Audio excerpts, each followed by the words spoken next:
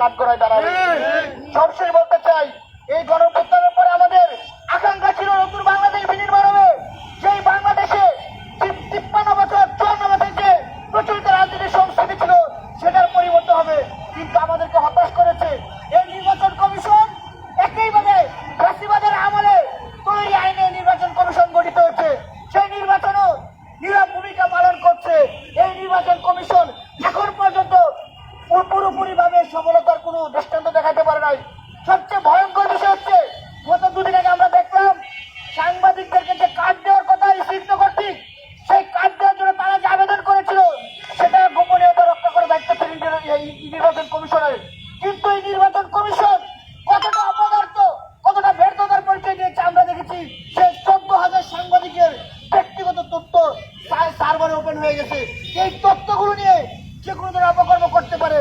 একটা নির্বাচন কমিশন যদি সাংবাদিকের 14,000 সাংবাদিকের তথ্য সুরক্ষা করতে ব্যর্থ হয়, তাহলে এই নির্বাচন কমিশন 12 কোটি মানুষের ভোটারের নিশ্চয়তা কিভাবে নিরাপত্তা দিবে?